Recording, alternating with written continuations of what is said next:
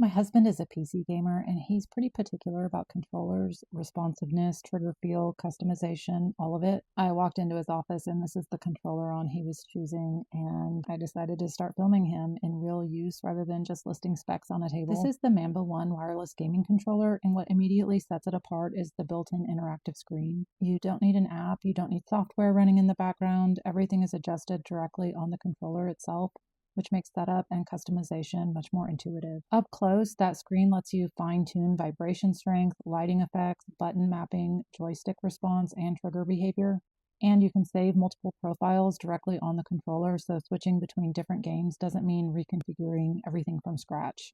If you play across genres, shooters, racing, RPGs, that flexibility really matters. The buttons themselves use micro switch technology, so presses feel crisp and responsive without being loud or mushy. The bumpers are ALPS bumpers, which are known for consistency and durability, and the overall layout feels balanced in the hands, even during longer play sessions. One thing that's worth pointing out is how much control you get over the joysticks and triggers. This controller uses Hall effect sticks and triggers, which helps reduce drift over time and gives you smoother, more linear input. For shooters or racing games especially, that precision is noticeable. When he flips the controller over, you can see the additional controls on the underside. There's a trigger lock system that lets you shorten the trigger pull by sliding a switch, so you don't have to press as far to register an input. That's useful for faster reaction times in certain games, and it's something you can adjust depending on what you're playing. You'll also notice the back buttons, which are fully remappable. These can be set up for macros or single press actions, so complex inputs can be triggered more easily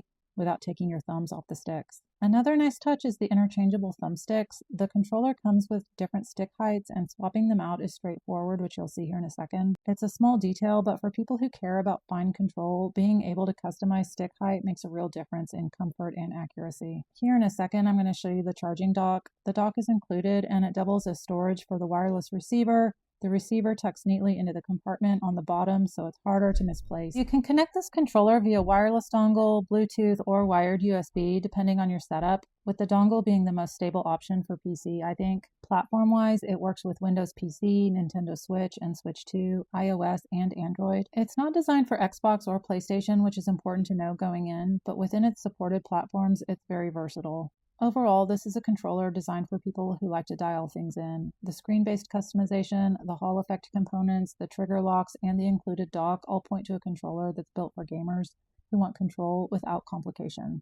It's simple in the best way, useful, well-made, and easy to appreciate. What I also appreciate is that this doesn't feel overcomplicated once it's set up. You can customize it deeply if you want to, but day to day, it just works. The dock keeps it charged and ready, the receiver stores neatly inside, and everything feels designed to be used regularly, not babied.